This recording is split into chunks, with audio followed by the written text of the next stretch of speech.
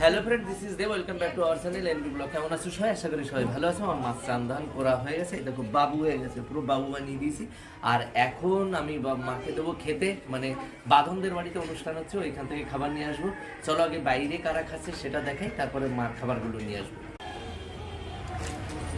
এই যে মার খাবার চলে এসছে, খাও। তোমার হাত ধোয়া, তোমার হাত ধোয়া ধোয়াই নিচ্ছি, খাও খাও।